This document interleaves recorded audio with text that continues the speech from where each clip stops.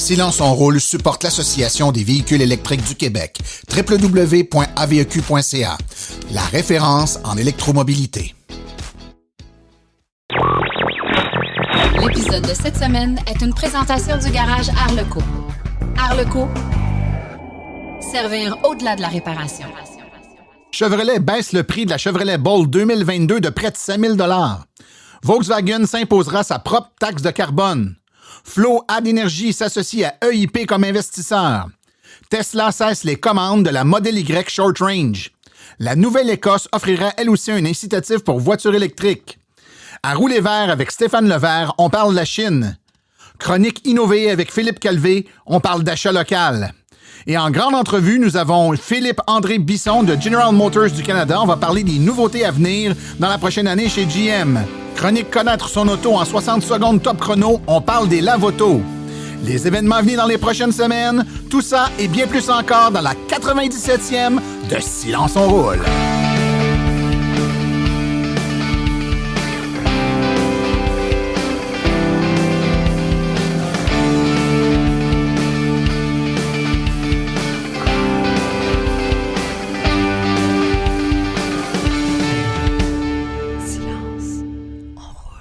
Bonjour tout le monde, mon nom est Martin Archambault et c'est avec plaisir et passion que j'anime Silence on roule, le podcast dédié 100% aux voitures électriques. Silence on roule est également le fier partenaire de l'Association des véhicules électriques du Québec. Alors j'espère que vous allez bien, que vous avez passé un autre beau 2 semaines. Si vous êtes parmi ceux qui êtes abonnés, et je vous souhaite de l'être, je vous le rappelle, abonnement.silenceonroule.com, c'est gratuit. Donc nos abonnés ont reçu un épisode hors série la semaine dernière qui est une analyse des statistiques de vente des voitures électriques au Québec, le bilan du dernier trimestre de 2020, mais également de l'année 2020 au complet. On apprend plein de choses là-dedans, entre autres qu'on a manqué l'objectif de 100 000 véhicules, mais de très, très près. On était à 91 800 voitures électriques au Québec au 31 décembre. On apprend également que les voitures les plus vendues, ça demeure encore la Chevrolet Volt qui est la plus présente sur nos routes. C'est pas elle qui s'est vendue le plus dans le dernier trimestre, mais c'est depuis qu'il y a des voitures électriques donc qui sont immatriculées actuellement sur nos routes. C'est la Chevrolet Volt, suivi maintenant de la Tesla Model 3 qui a dépassé la Nissan Leaf. La Tesla qui est à 12 % et la Leaf à 10 % des voitures sur nos routes. Ensuite, viennent la Prius Prime et la Chevrolet Bolt. Donc, si vous voulez avoir tous les détails, allez écouter ce hors-série avec Jean-François Morissette et Frédéric Saint-Laurent. Toujours très intéressant de les entendre parler de statistiques. Puis on parle aussi des villes, les régions du Québec où il y a le plus de véhicules électriques, etc. J'en profite pour vous dire que si vous avez des bonnes idées de reportages, d'entrevues, que vous aimeriez entendre parler, parce que, croyez-le ou non, on fait ça pas mal pour vous, Silence on roule. Donc, on veut avoir vos intrants. Gênez-vous pas de le faire. Vous écrivez à martin@silenceonroule.com et puis on essaie de tenir compte de vos suggestions puis de vous donner l'information dont vous avez besoin. Plusieurs le font déjà, nous écrivent, puis des fois, c'est pas juste pour suggérer des thèmes, c'est pour nous féliciter, nous dire qu'ils sont à l'écoute, puis on aime ça, savoir que vous nous écoutez. Gênez-vous pas de le faire, de nous écrire ou d'aller encore sur iTunes, ceux qui téléchargent notre podcast là, via Apple Balado. Vous avez dans Apple Balado une fonctionnalité qui permet de coter le podcast, donc de 1 à 5 étoiles et puis de mettre des commentaires. Gênez-vous pas, je suis allé voir dernièrement. On n'a pas à rougir, je vais vous envoyer prochainement là, sur notre page Facebook les statistiques, mais vraiment, le podcast semble plaire à l'auditoire. On en est fort ravis. Je remercie au passage Pierre Gascon, Éric Brouillette et François Dubé qui nous ont écrit dernièrement pour toutes sortes de raisons. Merci, messieurs, d'être à l'écoute du podcast.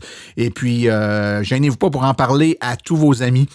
Aujourd'hui, on parle de plein de choses, mais on parle entre autres avec les annonces qui ont été faites au niveau de Chevrolet avec la Bolt EV et Bolt EUV. On va en parler un peu plus tard, mais on parle avec quelqu'un qui travaille aux communications de General Motors Canada et puis on va vous parler des nouveautés qui s'en viennent chez GM.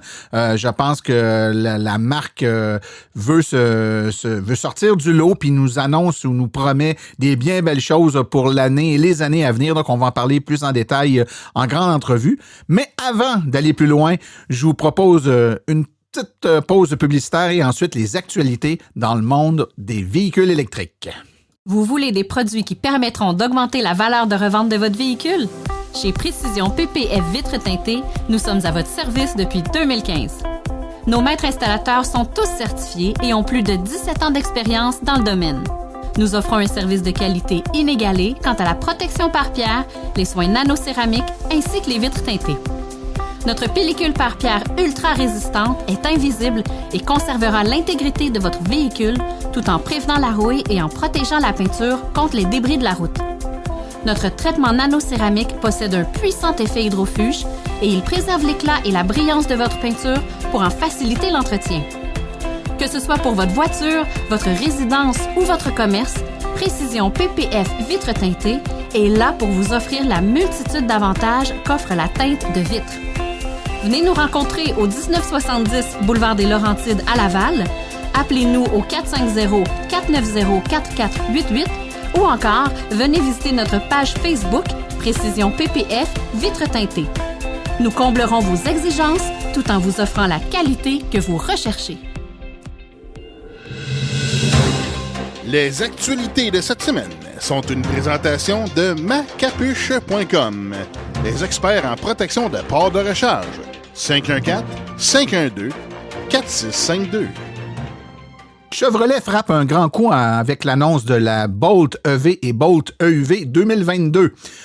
Les véhicules sont de conception unique et la carrosserie des deux véhicules est différente. L'EUV est environ 15,24 cm plus long. Selon l'estimation de GM, la batterie lithium-ion de 65 kWh permettrait à la Bolt EV de fournir jusqu'à 416 km d'autonomie sur une charge complète. Par contre, l'autonomie sur une charge complète est de 402 km pour la Bolt EUV, qui est légèrement plus lourde.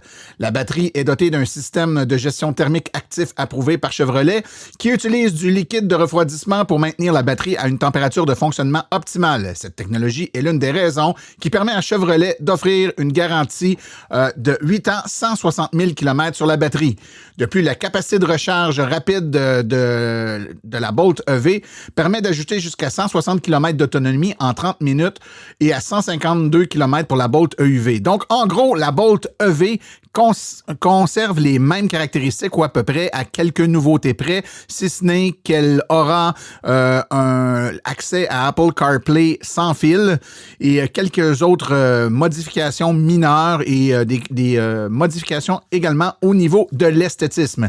Mais notons que le grand coup est sans contredit la baisse de prix de la Bolt EV qui va baisser de presque de 7 000 $, ce qui amène la Bolt EV à 38 198 000 $ canadiens.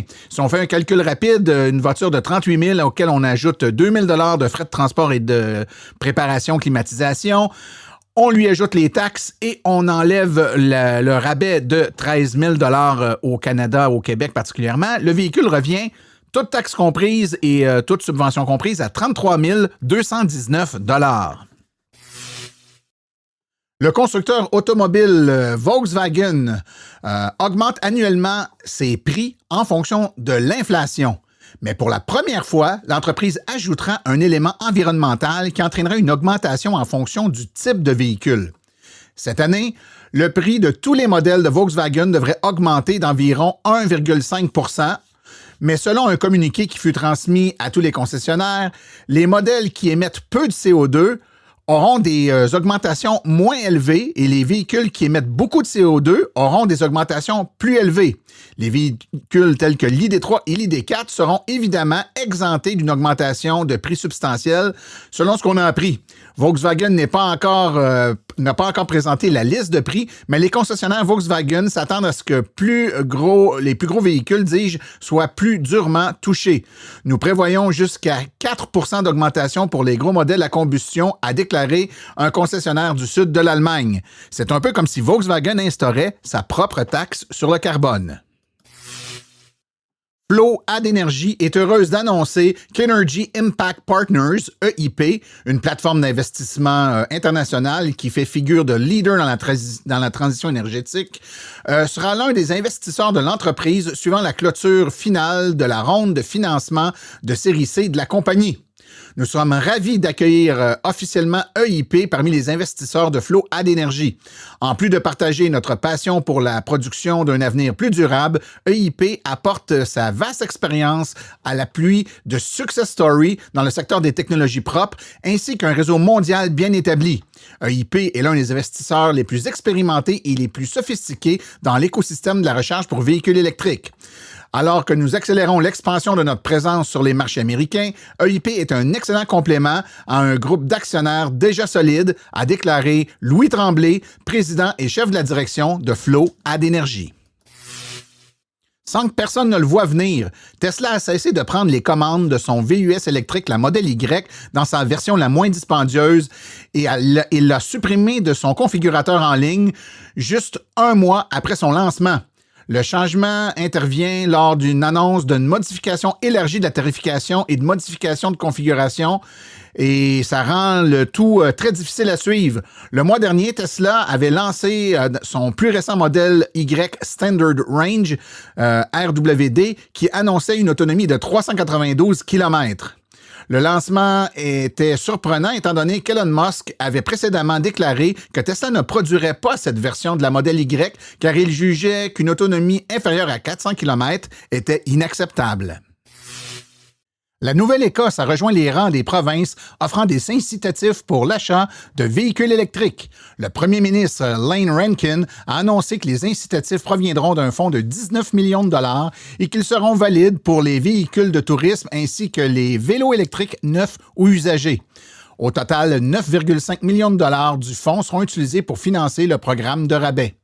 Le plus gros incitatif de 3 000 $ sera consacré à l'achat d'un véhicule neuf, alors qu'un montant de 2 000 $ sera versé pour un véhicule électrique usagé.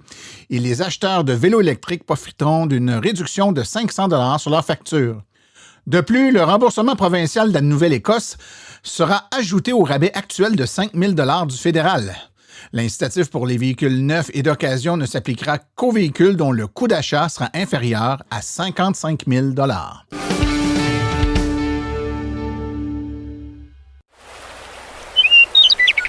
Roulez vert avec Stéphane Levert.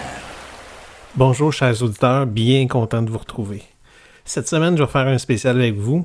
Vu qu'on ne peut pas trop voyager actuellement, je vais vous amener faire un voyage, et pas n'importe où, en Chine. La Chine, là, pour ceux qui ne le savent pas trop, là, ça reste le plus grand marché pour les véhicules électriques dans le monde. L'année passée, en plein contexte de pandémie de COVID-19, il s'en est vendu pas moins de 1,2 million de véhicules électriques, malgré tout ce qu'on sait, ce qui est arrivé en 2020. Fait que cette semaine, ce que je vais faire, je vais prendre spécifiquement 3 manufacturiers chinois qui seraient les plus propices à venir un jour éventuellement en Amérique du Nord. Fait que là, il y en a peut-être qui vont penser que je parle de science-fiction ou que c'est complètement superflu. Pas nécessairement. Les 3 compagnies que je vais vous parler, d'ailleurs, il y en a une qui est déjà au Québec, je vais vous expliquer ça tantôt. La première, BYD, NIO et XPeng. Donc, c'est 3 manufacturiers chinois qui sont actuellement, évidemment, dans le marché de la Chine et qui, selon moi, pourraient déborder leurs frontières et peut-être éventuellement venir ici. Donc, pour ma chronique de cette semaine, je vais exclure la Polestar 2 qui est concrètement assemblée en Chine, même si elle est déjà vendue ici. Même si Polestar, c'est souvent associé à la compagnie Volvo, qui, en fait, les origines sont plutôt du côté de la Suède. Il faut comprendre que Volvo a été acheté il y a plusieurs années, qui est maintenant sous le groupe chinois Geely. Fait que restez à l'écoute là, si vous voulez en savoir plus pour la Polestar 2. On va y revenir dans une future chronique, là, donc restez à l'affût. Donc pour en venir aux mes 3 manufacturiers que je veux vous parler aujourd'hui, le premier, c'est BYD. BYD a déjà une présence au Québec. Donc plus tôt, je vous parlais qu'il y en avait déjà un qui était ici. Mais c'est le cas exactement pour BYD, qui se sont déjà implantés avec une flotte de taxis de la compagnie E-Taxi. Donc, ça fait déjà plusieurs mois, même 2 ans environ, qui sont arrivés. En date du 31 décembre, il y en avait 25 taxis immatriculés principalement à Montréal. Et il y avait aussi 9 autobus de ville, BYD aussi, sur les routes du Québec.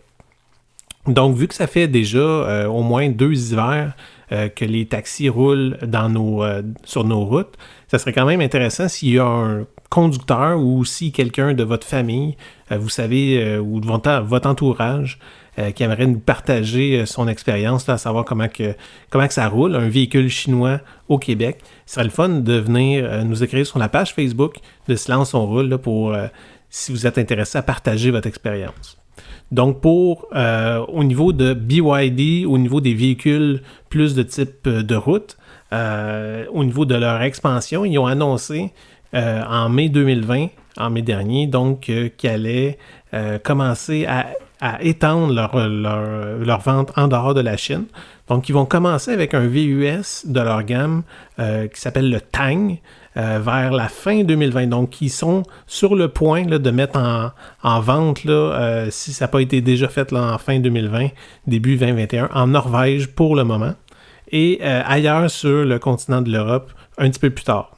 Donc, on comprend vraiment l'intérêt d'une compagnie d'aller vers la Norvège, où c'est un pays qui a déjà la moitié des véhicules neufs vendus dans ce pays-là qui sont déjà électriques. Donc, on parle d'un modèle pour le moment, un seul, mais BYD a une gamme vraiment complète là, actuellement dans leur gamme de voitures, allant d'une petite citadine qui s'appelle la E2, une plus grande berline qui s'appelle la Kin Pro, et il y en a une deuxième qui s'appelle la Han, et ils ont une gamme complète de VUS aussi. Donc ensuite de ça, un deuxième manufacturier pour lequel je crois qu'ils ont des visées en dehors de la Chine, on parle de la compagnie NIO. NIO a fait beaucoup de bruit récemment dans l'actualité dans les derniers mois au niveau de leur capitalisation boursière. Ils ont en quelques mois seulement depuis entre octobre 2020 et aujourd'hui, ils ont ni plus ni moins triplé leur valeur boursière. Donc, il y a beaucoup de spéculation alentour de cette compagnie-là.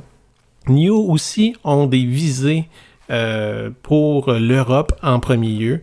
Donc, dans la deuxième moitié de 2021, ils parlent d'aller commencer à vendre en Europe. Donc, au niveau de la gamme de NIO, c'est surtout reconnu pour des VUS. Ils ont un VUS qui s'appelle le ES8, un ES6 et le EC8. Donc, des noms un petit peu moins à connotation chinoise dans ce cas-ci. Et plus récemment, ils ont dévoilé une berline luxueuse, la ET7, qui a une batterie, accrochez-vous bien, de 150 kWh. Et il prévoit avoir une autonomie jusqu'à 1000 km. Là, on s'entend que ça ne sera pas en hiver au Québec qu'ils vont atteindre ce 1000 km-là, mais c'est quand même assez prometteur comme modèle de voiture. Il y a un service que NIO tente aussi d'implanter actuellement en Chine, qui est quand même un concept qui est assez intéressant. Ils appellent ça le Battery as a Service, donc sous leur bannière, ou sur leur branche plutôt, NIO Power. Donc, le principe, là, c'est quand même relativement simple à comprendre, c'est d'acheter le véhicule sans posséder le pack batterie qui vient avec la voiture. Donc, eux autres, ce qu'ils veulent faire, c'est vous vendre une voiture et ils vous vendent un service pour faire un swap de batterie à la demande. Donc, c'est pas nécessairement juste de recharger la voiture, la batterie. Vous pouvez échanger votre batterie, arriver dans une station automatisée que vous rentrez votre véhicule et puis il y a un système automatisé qui vient changer la batterie en dessous de votre véhicule. Donc, dans leur projection, là, ça peut aller jusqu'à aussi rapidement que 3 minutes. Donc, l'idée derrière ça, ce qu'ils veulent vendre avec ça, c'est d'avoir un prix d'achat moins cher et qu'il n'y a pas de crainte à ce moment-là d'avoir une dégradation de batterie puis d'avoir affecté la valeur du véhicule en tant que tel. Donc, c'est vraiment eux qui prennent en charge tout ce volet-là là, en échangeant la batterie là, au niveau de votre véhicule là, lorsque c'est nécessaire. NIO Power, c'est aussi des bornes de recharge. Donc, ils fabriquent des bornes de recharge autant à domicile que des bornes rapides. Et aussi, ils offrent un service mobile. Donc, vous pouvez appeler un service mobile qui va venir vous recharger même, soit à votre travail ou à domicile, là, si c'est nécessaire. Et le dernier manufacturier que je veux vous parler, donc Xpeng, c'est vraiment reconnu en Chine là, comme étant le Tesla de la Chine. Là. Quand que vous regardez, là, si jamais vous allez voir soit des photos ou des vidéos de voitures Xpeng, là, vous allez voir que au niveau de l'interface de la présentation, là, il y a vraiment beaucoup de similarités là, entre les deux interfaces. Contrairement aux deux autres manufacturiers que je vous ai parlé plus tôt, on parle ici vraiment d'un constructeur qui est beaucoup plus jeune. Il a été fondé il y a à peine 6 ans, donc en 2015. Un autre qui a fait beaucoup de bruit en 2020, là, en dévoilant un modèle qui est vraiment comme je vous ai parlé au niveau de NIO, donc une berline de luxe. Eux, ils l'appellent la P7. C'est une autre berline performante de luxe. Ils ont même dévoilé une Wing Edition avec des portes en aile de mouette. Là. C'est vraiment spectaculaire. Si vous allez voir des photos de ce modèle-là. Après ça, au niveau du reste de la gamme, là, on a aussi un VUS qui est connu sous le nom G3, qui est d'ailleurs déjà en vente en Norvège. Donc, quand on parle de frontières qui sont brisées, là, au niveau de Xpeng, c'est déjà fait. Donc, il y a possibilité à ce moment-là d'aller vers d'autres marchés.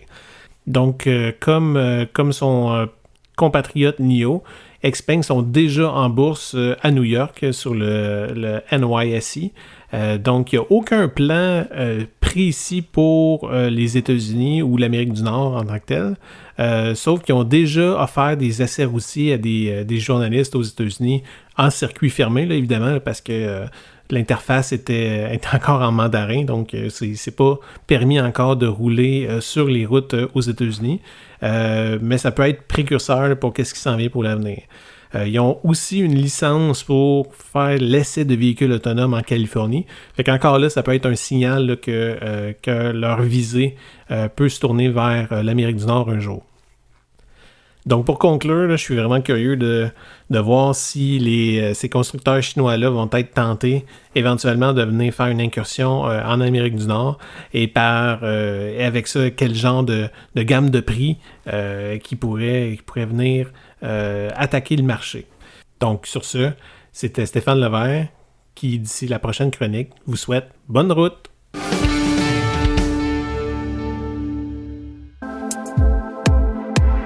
EV Born, à la maison, en condo. EV Born, vos subventions. EV Born, branché au travail. Hey Martin, on répète-tu trop le nom de la compagnie? Ou un petit peu trop, je la refais. Pour recharger, ça prend une borne de recharge et l'équipe de EV Born est à votre service. Pour vous brancher au commerce, à la maison ou au travail, composez le 418-866-0653. 418-866-0653 ou le www.evborn.com. EV Born, la passion à votre service.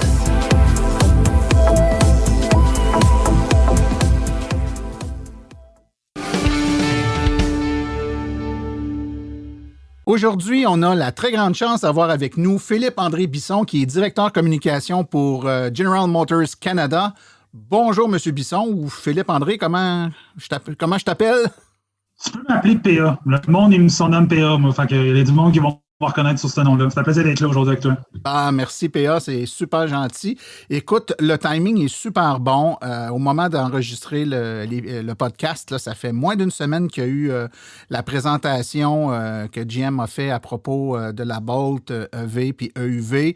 Donc, ça a généré énormément d'engouement, de discussion alentour du futur dans les voitures électriques pour GM. Donc, on a un paquet de questions à te poser. Fait que je pense que tu es la bonne personne de nous parler de ça. Commençons donc par parler du virage électrique de GM. On le sentait depuis quelques années que GM était sérieux dans cette démarche-là. On l'a vu avec la disponibilité des Bolt au cours des 2-3 dernières années, des annonces qui arrivaient. Et puis là, Changement de logo, on s'oriente, on veut se donner une couleur résolument plus électrique. Comment c'est vécu ça à l'interne? Hein? Écoute, oui, on est bien excités de ça, puis c'est sûr qu'on ne le cachera pas. GM est en train de s'engager dans un avenir qui est entièrement électrique. Je crois qu'il y a des gens qui doutaient au début. Maintenant, je pense que c'est plus difficile de douter de ça. Nous, la promesse qu'on a faite, c'est 30 véhicules électriques d'ici 2025. Donc, ce que je peux t'annoncer aujourd'hui, c'est qu'à travers ces 30 modèles-là qui vont être disponibles en 2025, il va y avoir 4 Chevrolet, 4 Cadillac, puis je te dirais 4 GMC qui vont arriver dans un avenir très rapproché. On parle de à peu près fin 2022. Dans les GMC, il y en a un que vous connaissez sûrement, vous avez entendu parler, le Hummer EV. Je pense que c'est difficile de ne pas en avoir entendu parler de celui-là. Après ça, du côté de Cadillac, il y a eu le Lyriq qui a été introduit l'année passée. Et puis, on a aussi la Celestiq qui s'en vient, je vous dirais, peut-être autour de l'été. Après ça, du côté de Chevrolet, pour ceux qui ont écouté le message de Mary Barra durant notre semaine d'annonce électrique, il y avait des modèles qu'on pouvait avoir en arrière, dont le Lyriq, la Celestiq, la nouvelle Boat EV. Et il y avait une espèce de pick-up. Donc, on pouvait attendre d'avoir un pick-up aussi 100% électrique. Du point de vue qu'on a déjà la plateforme pour le Hummer maintenant, il y a un avenir aussi dans nos camionnettes qui s'en vient de ça. Donc, oui, carbone neutre d'ici 2040, un changement de logo, comme tu mentionnais, parce que GM va tellement être différent de la compagnie qu'elle était auparavant, qu'on s'est dit qu'il fallait qu'on fasse une coupure entre, je te dirais, l'ancienne histoire de GM, sans enlever l'histoire des Corvettes, des modèles sport, parce que ça fait encore partie intégrante de notre mentalité. Et on s'en va ailleurs. Puis je vous dirais que si on regarde dans un avenir de 10, 15, 20 ans, GM va complètement être ailleurs. Donc, c'est pour ça qu'il y a eu un changement de logo. Et il y a beaucoup de belles nouvelles qui s'en viennent autour de ça. On est bien excités du côté de GM. Excellent. Ben, écoute, avant de rentrer plus particulièrement dans les véhicules en tant que tels, là, les modèles et les caractéristiques de ces véhicules-là, peut-être juste qu'on parle brièvement du fait que il va y avoir des véhicules électriques qui vont être fabriqués au Canada. Donc, dans les annonces qu'on a eues dernièrement, on a entendu parler d'une usine en Ontario qui serait réaménagée pour la fabrication de voitures électriques. C'est bien le cas? Oui, ça, tu parles de Bright Drop. Dans le fond, c'est qu'on s'est dit qu'on allait... on trouve... Quand on pense à ça, là, l'espèce de light van, excusez-moi les anglicismes, des fois, j'ai un peu de la misère avec ça, ça consomme énormément d'essence, puis l'empreinte écologique de ces vannes-là est quand même assez nocive sur la planète. Donc, nous, on s'est dit, on va créer des vannes qui vont être 100% électriques pour aider l'espèce de business-to-business. Donc, le Bright Drop, le nom de la vanne, c'est la EV600. Pour l'instant, c'est juste disponible pour le commercial, mais on est en train de regarder différentes avenues. Qu'est-ce qu'on peut faire? On peut étendre ça plus loin que juste le commercial? Le but, dans le fond, pourquoi quelqu'un achèterait une EV600? C'est que, dans le fond, ce que ça va aider, c'est que ça va aider au coût de possession à long terme. Ça va aussi améliorer la productivité et la sécurité. Et c'est sûr qu'on va dire que ça va emprunter ou ça va améliorer aussi l'empreinte carbone. Donc, ça vient avec une plateforme électronique et une plateforme électrique. Donc, quand les gens vont acheter ça, ça va venir avec ça aussi. Et la plus belle de ces nouvelles-là, parmi toutes cette nouvelle-là, ce qui est le plus beau selon moi, c'est le fait qu'on va, comme tu as dit, c'est qu'on va créer des emplois au Canada. Donc, on va convertir notre usine en Ontario et puis on va faire ces vannes-là, je te dirais, d'ici la fin 2021, ici même au Canada. OK. C'est une excellente nouvelle pour, je pense, le secteur économique. Puis on sait qu'au Québec, au Canada, mais au Québec particulièrement, on tend à vouloir mettre énormément d'énergie pour tout ce qui touche l'électrification au niveau de la fabrication. On ne fabrique pas encore de véhicules, mais on fabrique tout ce qui est connexe aux véhicules électriques. Donc, de voir là, qu'il y a une usine qui va vraiment fabriquer un véhicule au Canada, c'est intéressant. Puis j'espère que ça ne sera pas le seul qu'il va y avoir des suites à ça. Peut-être des véhicules grand public, ça pourrait être intéressant. Bien, ce que je n'ai pas mentionné, puis ce qui va avec un peu ce que tu viens de dire, c'est que là, dans le fond, on est en train de convertir notre usine de Camille, qui faisait anciennement des transmissions, qui fait encore des transmissions des moteurs, mais dans le fond, on convertit tranquillement, pas vite, nos usines canadiennes en usines pour faire des véhicules électriques. Donc là, il y a l'usine d'Oshawa aussi, qui fait des camionnettes. En ce moment, on a ramené de la business à Oshawa, ce qui est... Tout le monde était très appréciatif de ça. Puis maintenant, l'avenir, ça va être quoi? Est-ce qu'on va pouvoir réinventer cette usine-là aussi pour faire des plateformes électriques, pour faire des batteries? Bon, c'est tout ça, et je te dirais, en discussion en ce moment, mais c'est sûr qu'il va y avoir une limite à la production de véhicules à l'essence. Et si l'avenir de GM est 100% électrique, ces usines-là vont devoir être converties d'une façon ou d'une autre. Donc, à cela s'ajoute aussi ce qu'on fait aux États-Unis. Vous avez sûrement déjà entendu parler de notre plan Orion. On a investi 300 millions en 2019. Ce plan-là produit la Boat EV et la nouvelle Boat EV. On a aussi, depuis octobre dernier, notre Factory Zero à Détroit. Donc, dans le fond, c'est un investissement d'à peu près 800 millions, si je me rappelle bien, qui va produire le Hummer, la Cruise Origin, parce que GM est très fort dans les véhicules électriques, je crois, mais aussi dans la conduite autonome. Donc, pour nous, on croit un avenir qui est 100% électrique, mais qui est aussi en conduite autonome. Donc, la Cruise Origin va être faite là, et les futures camionnettes aussi, qui vont emprunter la plateforme, la B1T, excusez-moi là en anglais, c'est une espèce de variante de la T1 qu'on utilise avec nos camions en ce moment. Ça, dans le fond, ça va être appliqué à nos camionnettes, puis ça va être fait à la même usine Factory Zero qu'on produit le Hummer. Il y a aussi un investissement de 2,2 milliards à Spring Hill, au Tennessee, où est-ce qu'on va produire le Lyric. Puis il y a eu notre partenariat avec LG Cham aussi, donc notre espèce de plan Ultimium qu'on fait à Lansdowne en Ohio. Donc, c'est pas juste au Canada, on est en train de complètement réinventer nos usines, puis on a maintenant 3 usines qui sont 100% électriques, puis il va y en avoir beaucoup plus dans un avenir assez rapproché, je vous dirais. OK. Excellent. Ben, écoute, ce que je te propose, PA, c'est qu'on commence à parler des voitures comme telles. Donc, dernièrement, on a entendu les annonces à propos de la Bolt EV, de la Bolt EUV.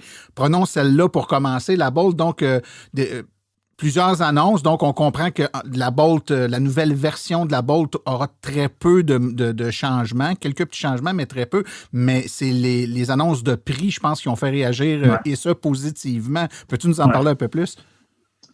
Ben, as-tu regardé notre dévoilement dimanche? Laisse-moi te demander ça, qu'est-ce que tu as trouvé? Ouais? Bien sûr. J'imagine que vous avez regardé ça. Oui, ben oui. Tu l'as mentionné. Tu l'as mentionné, ce qui nous a jeté, même je te dirais à l'interne, on ne s'attendait pas à une baisse de prix comme ça. On nous avait annoncé une baisse de prix. Ce que je trouve vraiment intéressant, c'est que maintenant, je crois qu'on peut vraiment dire que l'électrique est abordable pour le consommateur moyen. Donc, tu sais, avant, il y avait toujours le « Ouais, mais c'est trop cher ». Moi, je pense qu'avec un prix comme ça, on parle d'un prix aux alentours de 38 000 pour une Bolt EV, ce qui est à peu près 6 800, 7 000, pas loin de 7 000 de moins que la Bolt EV 2020. Là, on pense vraiment qu'on a rendu l'électrique accessible à la majorité des consommateurs. Donc ça, c'est quelque chose qu'on est très fiers du côté de GM. Il y a aussi quelque chose d'autre à dire. C'est vrai que c'est pas, on jette pas à terre avec les innovations. Le prix, c'est une chose. On entendait souvent, puis je suis sûr que tu vas rire en entendant ça, le confort des sièges. Donc là, on m'a assuré que le confort des sièges avait été nettement rehaussé. On m'a dit que j'aurais pu traiter cette question-là, que j'allais être content, que les consommateurs allaient être contents. Donc ça, c'est un gros point qu'on a amélioré par rapport au véhicule. Comme tu as dit, l'autonomie reste à 417 km, un petit peu moins, autour de 402 km pour la Bolt EV du haut poids. Ce que je trouve intéressant à mentionner, par exemple, c'est la capacité de charge sur le 240 volts a été rehaussée. Là, encore une fois, je suis pas un ingénieur, mais ce que j'ai pu comprendre, c'est qu'avant, on tournait autour de 32 ampères, maintenant, c'est du 45. Je pense que ce que ça nous permet de faire maintenant, c'est qu'avant, on gagnait essentiellement 40 km de l'heure sur la charge. Maintenant, on va aller chercher autour de 61 km. Donc, une charge complète qui prenait 9 heures auparavant pour une Bolt EV 2020 va nous prendre autour de 6-7 heures maintenant pour la Bolt. Donc, c'est quand même pas à négliger. Et aussi, il y a eu des améliorations esthétiques. Là. Je pense que les véhicules, on a gardé l'essence de la Bolt EV, mais elle a l'air beaucoup plus futuriste que ce qu'elle avait avant. Ça, le design, c'est subjectif. Hein. Aime ou aime pas, je peux pas. Tu sais, moi, je l'aime. C'est sûr que tu vas me dire, je travaille pour GM. Des gens qui vont moins apprécier ce look-là, moi, je l'adore. Je trouve qu'elle fait plus moderne. Et aussi, on a amélioré, je te dirais, l'habitacle. L'infodivertissement, l'information qu'on avait dans l'infodivertissement se retrouve dans l'écran central maintenant. Il y a plus d'informations aussi. On vient avec des bancs chauffants standard. Une nouvelle addition qu'on a faite aussi, c'est le Apple CarPlay Android Auto Wireless, donc sans fil. Et puis le Super Cruise. Il faut noter dans la Bolt EV, notre conduite autonome Super Cruise, qui était essentiellement pour Cadillac avant, et maintenant chez Chevrolet. Donc le Hummer EV, le Sierra, on a annoncé que Super Cruise va aller sur plus d'un modèle. Donc, ça ne sera pas essentiellement Cadillac, mais ça va aller tranquillement pas vite sur l'entièreté des modèles GM. Et on va se concentrer principalement avec cette technologie sur les véhicules électriques. Donc, vite de même, c'est à peu près ça les nouveautés sur la Bolt EV EV. Écoute, je vais te poser une question. Il y a quelque chose qui a circulé beaucoup, puis je veux voir ta réponse là-dessus. Les gens ont été très surpris, agréablement surpris de ce qui est annoncé pour la Bolt EV. Ont été un peu surpris de constater que la EUV était pour être finalement pas un véhicule ben plus gros que la Bolt EV, alors qu'ils s'attendaient de quoi d'un peu plus gros. Puis quand ils comparent puis ils regardent les features des deux véhicules, ils se disent pourquoi j'achèterais une Bolt EUV plutôt qu'une Bolt EV? C'est quoi le ou les features qui fait de la EUV un véhicule intéressant si on le compare à la Bolt EV? Donc, je pense que c'est un point qui est valide. Je pense que c'est une question qui se pose. Moi, ce que j'ai cru comprendre, et pourquoi, c'est qu'il y a une espèce de mode avec les petits SUV. Donc là, on s'est dit, on va offrir quelque chose, on va offrir comme 2 segments. Je comprends que ça se rapproche. Une des différences, dans le fond, c'est que tu as 3 pouces de plus pour les jambes à l'arrière dans la Bolt EV. Donc ça, c'est un des avantages que tu vas avoir par rapport à une Bolt EV. Et aussi le fait qu'on a la conduite Super Cruise. Là, tu vas me dire, ouais, mais pourquoi je paierais 2000 de plus quand même pour ça? C'est une question qui se pose. Ce qu'il faut comprendre, c'est que là, on est au début du développement de ce modèle-là. Dans le sens que je veux dire, pour être plus précis, c'est qu'on vient de la lancer. ça serait, si on voudrait, on peut améliorer ce modèle-là. On peut ajouter, par exemple, on pourrait ajouter un autre moteur puis la faire en sorte que ce véhicule-là devienne all-wheel drive. Pour l'instant, c'est ça l'offre qu'on a. C'est sûr que c'est pas propre juste à GM. Quand on offre un véhicule en première année, on se limite un peu des fois dans les options. Exemple, la Boat EV, la nouvelle, va juste avoir un trim, la LT. Il n'y aura pas plus de versions pour l'instant. Mais on commence ça. Est-ce qu'il y a d'autres additions qui vont être mises l'année prochaine? Est-ce que la Boat EV pourrait devenir all-wheel drive? Est-ce que la Boat EV pourrait avoir plus de caractéristiques? Oui, la réponse, c'est oui. Est-ce que je peux te le dire, ça va être quoi aujourd'hui? Non. C'est vrai qu'au moment où on se parle, j'avoue que ces modèles-là sont similaires, à part peut-être pour le Super Cruise, puis plus d'espace pour les jambes. Mais dans un avenir rapproché, je te dirais qu'il pourrait y avoir d'autres ajouts qui pourraient faire en sorte de différencier un peu plus que ça.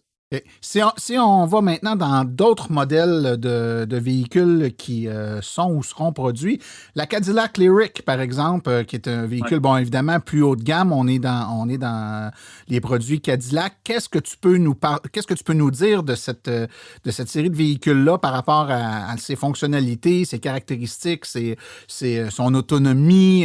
Qu'est-ce qui va rendre ce véhicule-là attrayant pour l'acheteur type de Cadillac? À moins que vous visiez une clientèle qui n'est pas la clientèle type de Cadillac, ce qui est possible aussi.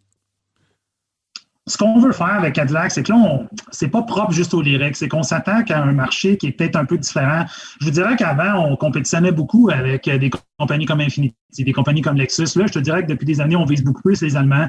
Quand on regarde, exemple, ce qui va s'approprier exactement au Lyriq, c'est que dans le fond, le Lyriq va marquer un avenir qui est 100% électrique du côté de Cadillac. On a annoncé que d'ici 2030, Cadillac allait être exclusivement électrique.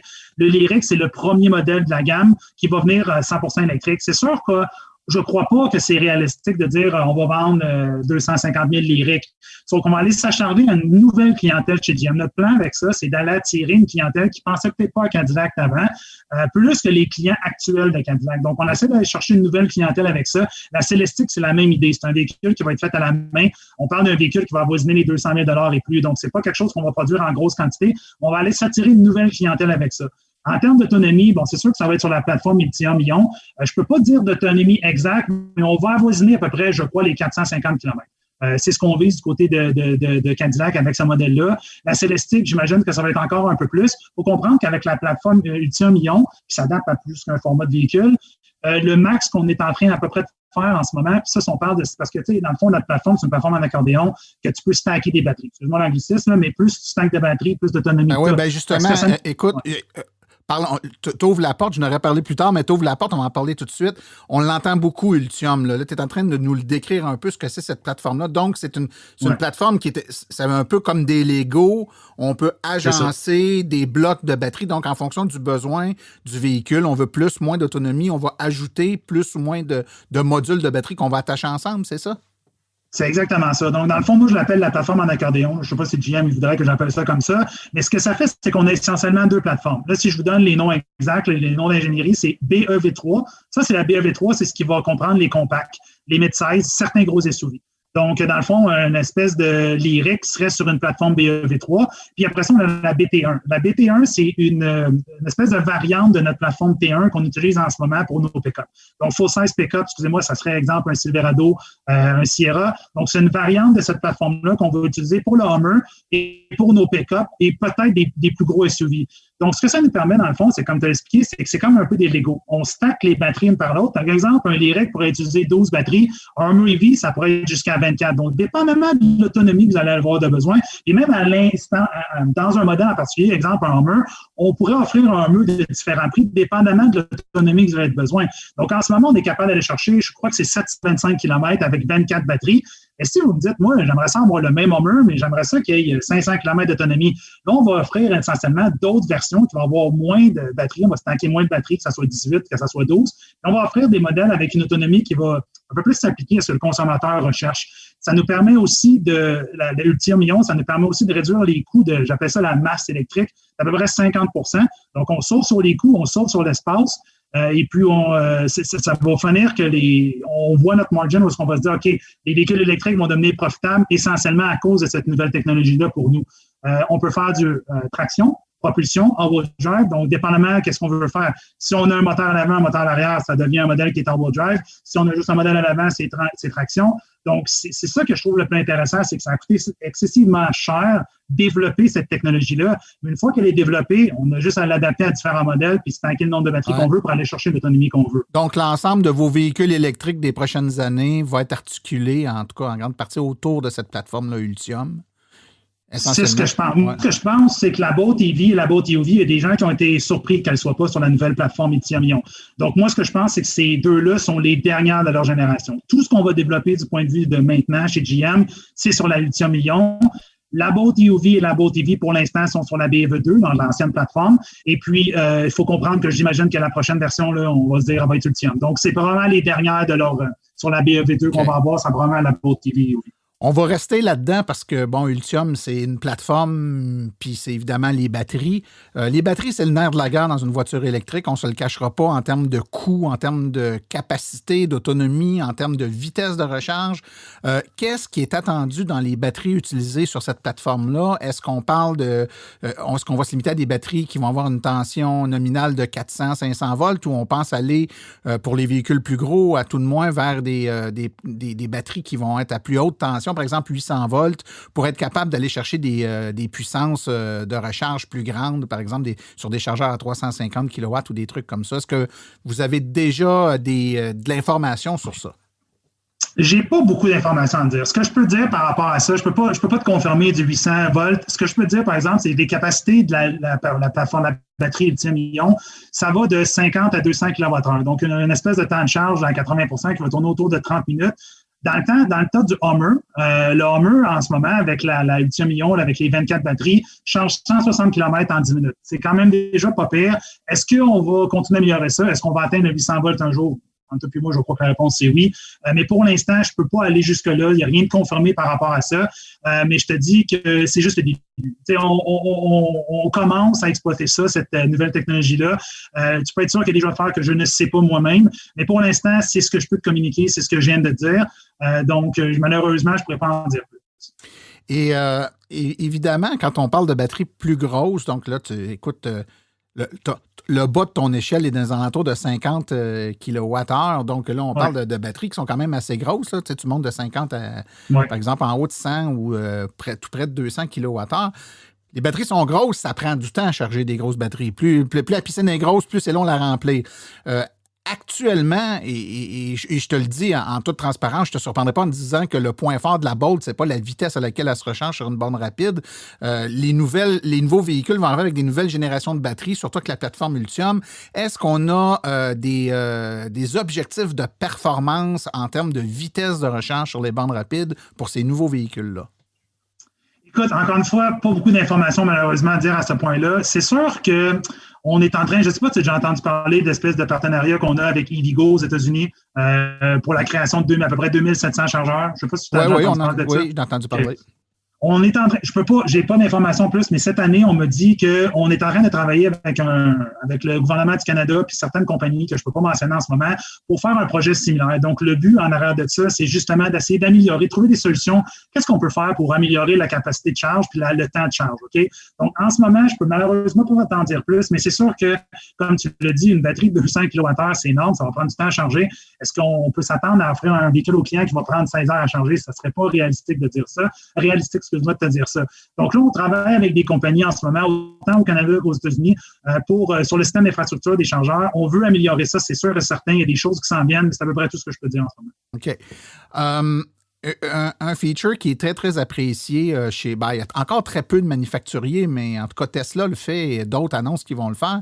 Est-ce qu'il est prévu qu'il puisse y avoir des mises à jour du véhicule, ce qu'on appelle OTA, là, over the air, donc des mises à jour par onde cellulaire, par exemple, ou par Wi-Fi, pour permettre d'améliorer ou de changer des fonctionnalités dans le véhicule, voire même ajouter, dans certains cas, des fonctionnalités. Est-ce que c'est prévu de faire ça chez GM? ça arrive déjà. Je vais te donner un exemple. Notre technologie Super Cruise qu'on parlait tantôt, les clients de Cadillac qui ont des technologies Super Cruise en ce moment, ils n'ont plus besoin d'aller à la concession pour pouvoir faire cet update-là. Donc, il y a des updates constants. Plus qu'on va s'en aller dans des autos technologiques, plus qu'il va y avoir des updates à faire. Donc, l'espèce de Air Update, ça, c'est essentiel. Puis, je peux t'assurer que GM s'en va directement là-dedans aussi. Donc, c'est déjà disponible dans des technologies comme Super Cruise et on va appliquer ça aussi à nos véhicules électriques. Donc, je te dirais que tout, là, principalement, c'est du côté de Cadillac. Là. Et si on prend notre nouvelle CT4 et notre nouvelle CT5, ces véhicules-là, je ne sais pas si tu as déjà remarqué ça, mais en arrière des nouvelles Cadillac, il y a des chiffres. Exemple, le XT6, c'est 400. Ça, c'est 400 Newton-meters. Okay? C'est qu'on est déjà en train de planifier l'avenir électrique de ces véhicules-là.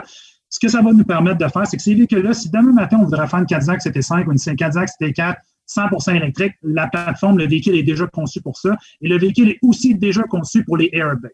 Donc, aussitôt qu'on va vouloir lancer vraiment cette technologie-là, là, on le fait essentiellement avec Super Cruise pour la CT6, mais ça s'en vient, je te dis oui à ça, puis ça va s'appliquer à pas mal tous les modèles GM avec il faut attendre un certain nombre de temps, mais tranquillement, pas vite, là, ça va s'appliquer à tous nos modèles. Tantôt, on parlait des véhicules, puis on est tombé rapidement dans la plateforme Ultium, puis on a sauté un peu par-dessus. J'aimerais qu'on parle du Hummer. Le Hummer EV a beaucoup fait jaser quand il est sorti. Je te dirais qu'il y a même... puis je te le dis un peu comme ça me vient, là, comme je le pense, mais en fait, ça l'a rendu sexy, un véhicule qui représentait, allez jusqu'à il n'y a pas longtemps, l'antithèse de ce qu'est un véhicule électrique. Tu sais, avais d'un côté du spectre les voitures très vertes, puis de l'autre côté, quand on voulait représenter quelque chose de gros puis de sale, on parlait du Hummer. Là, tout d'un coup, on arrive avec le Hummer EV. Super intéressant. Les gens qui voulaient de quoi de plus gros puis qui n'ont pas accroché sur le Cybertruck ont fait comme « Wow, le Hummer EV s'en vient ». Peux-tu nous parler un peu de ce véhicule-là? Puis évidemment, c'est capable de nous dire si c'est une boule de cristal, de savoir quand est-ce que ça pourrait être disponible au Canada. Ça serait bien intéressant. Ben oui, je vais te dire ça. Écoute, le Hummer EV, c'est sûr qu'il a frappé l'imaginaire parce que c'est un véhicule qui sort un peu de l'ordinaire. On a conçu un véhicule 100% hors route, dans le fond. C'est vraiment c'est extrême la technologie qu'on a mis dans ce véhicule-là. On voulait frapper l'imaginaire, puis tu l'as dit, d'un point de vue marketing, c'est pas pour rien qu'on a ramené ce véhicule-là sous le nom Hummer puis qu'on n'a pas créé un nouveau nom pour, parce qu'on voulait un peu frapper l'imaginaire. Hummer, ça a été une marque qui était quand même importante à un certain point pour GM. Il y a des années, dans le temps du Hummer EV2, excuse-moi, les V2, dans le temps du H2, du H3, c'est des modèles qui étaient quand même très lucratifs puis qui étaient des modèles qui se vendaient bien pour GM, jusqu'à temps qu'un jour, le Hummer soit perçu comme l'espèce de rêve américain, l'espèce de détructeur de planète. Là, on peut accrocher pour dire, OK, faut qu'on se débarrasse de ça. Le Hummer, il est plus, exemple, c'est plus ça que les consommateurs recherchent. Et là, on s'est dit, c'est intéressant parce qu'on va ramener une espèce de badass full-size SUV dans un Hummer électrique. Donc là, ce qu'on pouvait reprocher au Hummer essentiellement, qui était son empreinte écologique, on ne peut plus le reprocher parce qu'il est rendu 100% électrique. Donc ça, c'est un point qu'on voulait frapper l'imaginaire un peu avec ça. Je pense que ça a fait plus jaser à cause qu'il y avait le nom Hummer EV, un peu comme la Mustang Mach-E. Si ça n'avait pas eu ce nom-là, est-ce que les gens en auraient parlé autant? Ouais, peut-être que oui, peut-être que non. Donc là, on a frappé un peu avec ça.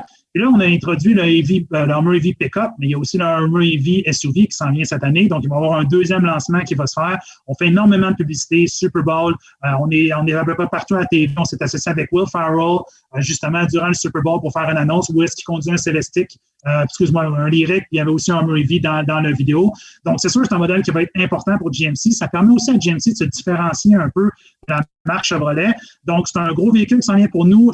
On me dit automne 2002. À peu près en 2022, à peu près en même temps que le Lyriq. Ouais. Mais ce que j'ai pu comprendre, là, je ne le cacherai pas, le Hummer EV va être disponible aux États-Unis avant le Canada. Donc, il faut comprendre qu'on avait à peu près 10 000 véhicules à vendre aux États-Unis. Ils ont été vendus en à peu près 10 minutes, si je ne me trompe pas. Puis là, on va s'attarder au marché canadien. C'est sûr qu'on va répondre à la demande du marché canadien. On me dit automne 2022, mais il faut comprendre que autant le Lyriq que l'Hummer, on a devancé leur production de 8 mois. Okay? Donc, moi, là, quand je te dis automne 2022, c'est no more than octobre 2022. Moi, ce que je pense, c'est qu'il va arriver avant ça. Je crois aussi qu'il va en avoir plus que ce que les gens s'attendent. Là, au début, on a une version disponible, mais d'ici qu'il arrive au Canada, je crois que les autres versions vont être disponibles aussi. Donc, pour les gens qui pensent que l'Hummer va juste être un véhicule de 100 000 et plus, absolument pas. Même, je te dirais qu'on est en train d'étudier le prix, encore une fois, au moment où on se parle. Donc, on veut être sûr d'arriver avec le bon nombre, le bon prix et pouvoir fournir l'offre pour le Canada aussi, autant dans le Hummer EV Pickup que dans le Hummer EV SUV. Écoute, le temps file à la vitesse de l'éclair, mais PA, je m'en voudrais de ne pas te laisser comme comme dernier petit bout. Si tu avais des trucs qu'on n'a pas parlé ou des questions que je t'ai pas posées puis que tu voudrais profiter de la tribune là, pour nous en parler, c'est ton moment. Ben écoutez, je pense que j'ai parlé un peu de c'est quoi l'avenir pour GM, 30 véhicules électriques d'ici 2025, carbone neutre d'ici 2040. Croyez-moi, c'est là qu'on s'en va. Que vous y croyez ou pas, GM est une compagnie qui est lucrative et puis qui investit énormément dans l'électrique. On a plus qu'une technologie, mais on croit fondamentalement que ça va être l'électrique. Même que, tu as sûrement entendu parler de ça, je vais toucher à ça vraiment rapidement, mais on s'est associé avec Honda. Honda veut s'approprier la technologie électrique, donc la plateforme Ultium-Ion. Ouais. Eux vont s'occuper du design, nous, on va s'occuper de la plateforme. Donc, il y a des associations qui sont avec des manufacturiers qui sont peut-être, je te dirais, moins avancés dans l'électrification des transports. Donc, on est super fiers de ça. Braindrop, toutes les usines aussi qu'on a converties en électrique. Donc, j'espère que l'entrevue qu'on a aujourd'hui, puisque j'ai pu mentionner, va pouvoir convaincre les gens de comment GM est sérieux dans son avenir électrique-là. Et puis, je pense qu'il y a bien des belles choses qui s'en viennent pour nous, autant que pour les consommateurs. Ouais, ben écoute, ça a été super gentil à toi de nous parler de tout ça. Moi, je te dirais en terminant que, évidemment, ce qui est annoncé est super excitant. Je pense que vous avez frappé un grand coup avec les annonces qui ont été faites dernièrement et ce que vous annoncez. Maintenant, puis je vais te dire à toi la même chose que je dis à tout le monde, même si peut-être dans le cas de GM, c'était un peu moins problématique dans la dernière ou les 2 dernières années. Mais le nerf de la guerre, c'est la disponibilité. Ici, au Québec, on est friand de voitures électriques et puis les gens, ben souvent doivent donner leur nom, attendre des mois que les véhicules soient disponibles. Puis même sur la liste, des fois, ils sont tellement longs sur la liste qu'ils finissent par cette année, servirait de marque d'aller acheter un autre véhicule parce que c'est trop long. Évidemment, avec les Bolt dans les dernières années, ça n'a pas été trop problématique. Vous en avez rendu disponible. Et d'ailleurs, quand on regarde les statistiques de vente de véhicules, ça paraît. Et vous n'auriez pas eu ces statistiques-là si les véhicules n'avaient pas été disponibles. C'est une évidence, me diras-tu. Mais il y en a d'autres marques qui n'auraient vendu plus aussi s'ils les avaient rendus disponibles, ce qu'ils n'ont pas fait. Donc, on va souhaiter que ces beaux véhicules-là qui s'en viennent arrivent pas juste au compte-gouttes, mais qu'ils soient rendus disponibles avec la même vigueur que les autres véhicules à essence l'ont toujours été au fil des dernières années. Si c'est le cas, ben, je pense que le pari sera gagné pour tout le monde. Ben, Pierre-André Bisson, qui est directeur des communications chez General Motors Canada, merci beaucoup pour ta présence avec nous autres aujourd'hui. Ça me fait plaisir. Merci de m'avoir invité, puis j'espère que ça va être instructif pour vos auditeurs. Oui, puis quand il y a d'autres choses qui sortent, on se reparle. Ça marche, OK, on reste en contact.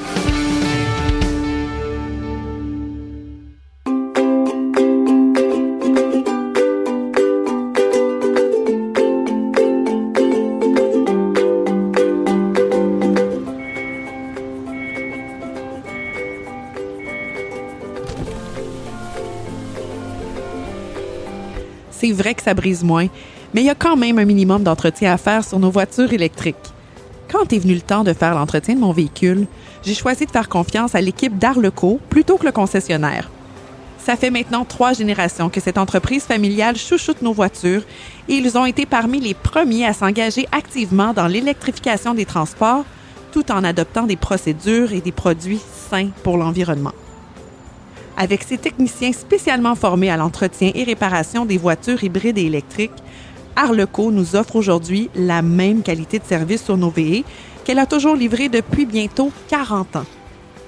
De plus, chez Arleco, j'obtiens 10 % de rabais sur la main-d'œuvre et les traitements anti-rouille avec ma carte membre hors de l'AVEC. Arleco Génération 3, 8470 Boulevard Parkway à Anjou. 514-352-1446 ou arleco.ca. Arleco, servir au-delà de la réparation.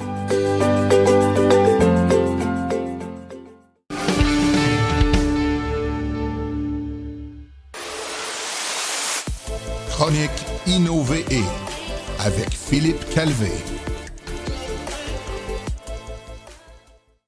Depuis le début de la pandémie, on parle beaucoup d'achat local au Québec, ou à tout le moins du contenu canadien. On sait que la plupart de nos véhicules ne sont pas encore construits au pays, mais qu'en est-il de certains véhicules utilitaires, des composantes et des aspects externes au véhicule lui-même? Plongeons au cœur du monde local des VE. Commençons par les véhicules, car oui, on fabrique des véhicules électriques au Québec, et vos enfants en sont peut-être déjà des utilisateurs. Bien connue des électromobilistes curieux, la compagnie électrique Lion, basée à Saint-Jérôme, fondée en 2008, fabrique depuis plusieurs années déjà des autobus scolaires électriques avec un total de 300 véhicules sur la route actuellement. Grâce au skateboard design dont j'ai déjà parlé dans la chronique, Lion a pu diversifier son offre récemment pour offrir des minibus et des camions de transport. Ils ont également ouvert la porte à des camions à ordures, des ambulances, des camions pour moteurs de ligne. Bref, on peut imaginer pratiquement n'importe quelle adaptation d'un camion à partir d'une plateforme électrique. Peu connue du public, Motrec, à Sherbrooke, est une entreprise de conception et de fabrication de véhicules électriques industriels destinés au transport de marchandises ou d'individus. Comme application, on peut penser aux voiturettes dans les aéroports qui transportent des personnes à l'intérieur des pavillons ou encore des bagages à l'extérieur. On peut également penser à un chariot sur mesure comme un petit camion grue ou une plateforme élévatrice. Encore une fois, c'est électrique. Plusieurs options sont disponibles et il est possible de les utiliser à l'intérieur sans crainte de contaminer l'air ambiant. Du côté des pièces, bien connu pour son développement du moteur roue dans les années 90, Dana TM4 innove dans les véhicules électriques au Québec depuis maintenant près de 50 ans. Dana TM4 est maintenant une co-entreprise entre Dana et Hydro-Québec qui développe et fabrique des moteurs électriques, générateurs, électroniques de puissance et systèmes de contrôle de haut et bas voltage pour les marchés des véhicules commerciaux, passagers, de sport ou de loisirs, ainsi que pour les secteurs maritimes, ferroviaires et miniers. Son siège social est à Boucherville et ont maintenant des bureaux et usines de fabrication en Europe et en Asie. Un autre fabricant d'équipements d'origine, communément appelé OEMs, Promark Électronique, cette fois à Pointe-Claire, conçoivent et fabriquent un câble haute tension polyvalent et des assemblages personnalisés pour les véhicules électriques et hybrides à travers sa gamme Pro EV. Ils peuvent livrer en 1 à 2 semaines avec une variété de connecteurs standards. Pratique d'avoir un fabricant de câbles pratiquement dans sa cour pour des entreprises comme Lion par exemple. Pour rester à l'intérieur du véhicule, notons également au passage qu'Alogy Solutions, aussi à Sherbrooke, interviewé dans ma dernière chronique, qui travaille actuellement sur la gestion thermique des batteries de nos futurs véhicules. On peut aussi nommer les fabricants de bornes, mieux connus du public, tels que Flow, Elmec, Grizzly, Techno-VE, La Station Verte, et j'en oublie certainement d'autres. Mais une borne moins connue, mais tout aussi intéressante, conçue à Montréal, est la Osiaco Decibel. Son innovation est impressionnante car elle regroupe dans un même appareil 2 bornes de recharge, dont une de niveau 2, standard, et une borne bidirectionnelle de type niveau 3 avec un connecteur CCS Combo ou CHAdeMO à 15,2 kW. Elle offre également, toujours dans le même boîtier, un onduleur solaire 15 kW et une gestion d'une banque de batteries externe. En cas de panne du réseau électrique, elle permet de s'alimenter à partir du véhicule ou des batteries stationnaires, et tout ça pour un prix raisonnable, comparativement aux autres alternatives du marché. Elle est présentement offerte en précommande aux États-Unis, mais sera certainement disponible chez nous sous peu. Et une fois que le véhicule est en fin de vie, il est encore possible de récupérer les matériaux importants comme le nickel, le graphite, le cobalt, le lithium et autres. La compagnie Lithium à Anjou, dans la région de Montréal, a ouvert il y a exactement 1 an une usine qui réduit en poudre les piles usagées et en extrait par la suite des matériaux pouvant être réutilisés dans la fabrication de piles neuves. Elle mentionne qu'elle peut récupérer jusqu'à 95% des composantes des piles qu'elle reçoit, ce qui en fait un leader nord-américain du recyclage des batteries. Une vraie usine devrait être construite d'ici 2023 qui recyclera annuellement 7500 tonnes de matériaux, soit l'équivalent des piles de 20 000 véhicules électriques ou hybrides branchables, ce qui suffirait pour récupérer les batteries d'à peu près tous les véhicules électriques en fin de vie du Québec et peut-être même de l'Ontario. Cela dit, on doit tout de même continuer à extraire certains matériaux spécialisés pour suffire à la demande des prochaines années. Terminons donc avec la mine Nouveau Monde Graphite, basée à Saint-Michel-des-Saints, qui vise à devenir un acteur clé du matériel d'anode de batterie en Occident. Visant une exploitation commerciale à grande échelle d'ici 2023, Nouveau Monde Graphite souhaite devenir un fournisseur stratégique pour les principaux fabricants mondiaux de véhicules électriques et de stockage d'énergie. Il vise également à mettre en avant-plan les talents et le monde de la recherche déjà très présentes au Québec. On voit donc que dans beaucoup d'horizons différents, Le Québec foisonne d'initiatives lui permettant de se positionner comme un acteur important de la transition énergétique et de l'électrification des transports. Je suis aussi convaincu d'avoir oublié nombre de petites PME qui travaillent actuellement à mettre sur pied de superbes innovations et qui mériteraient d'être mentionnées aujourd'hui. Si vous faites partie d'une entreprise innovante au Québec, dans l'écosystème des VE, et voudriez faire partie d'une prochaine chronique, n'hésitez pas à prendre contact avec nous. Au plaisir de vous retrouver à la prochaine chronique InnoVE.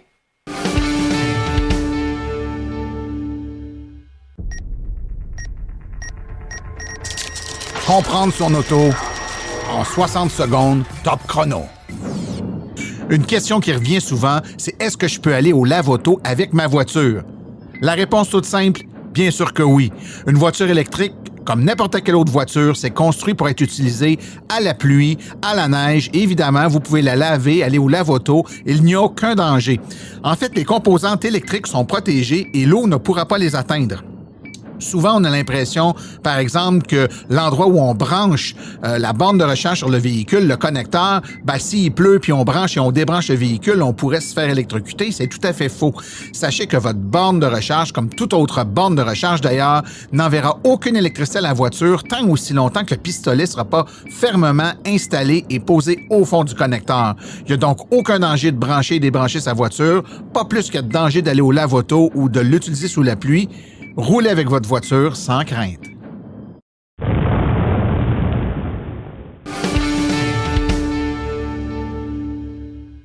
Compte tenu des règles sanitaires en vigueur, les activités de l'AVEC sont un peu limitées. Par contre, vous pouvez tout de même assister à des conférences et des événements en ligne.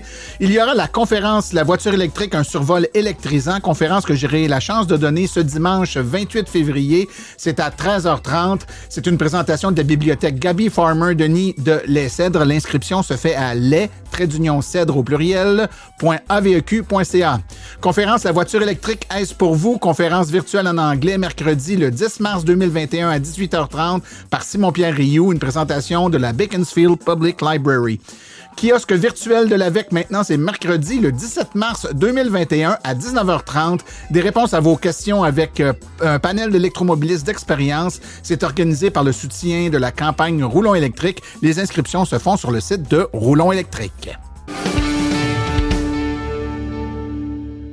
Ceci conclut la présente balado-diffusion. Silence on roule remercie tous ses collaborateurs et invités, particulièrement aujourd'hui Philippe-André Bisson, ainsi que Stéphane Levert et Philippe Calvé.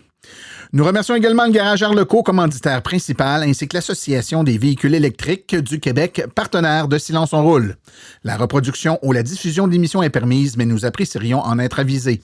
Toutes questions concernant l'émission peuvent être envoyées à l'adresse martin@silenceonroule.com.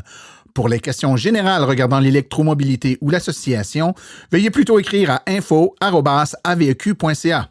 Et pour vous renseigner et avoir accès à toute la documentation de l'AVEC, visitez le www.aveq.ca.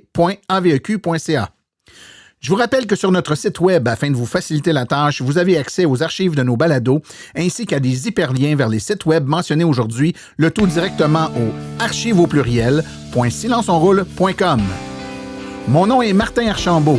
Et d'ici le prochain balado, j'espère que vous attraperez la piqûre et direz, vous aussi, silence, on roule.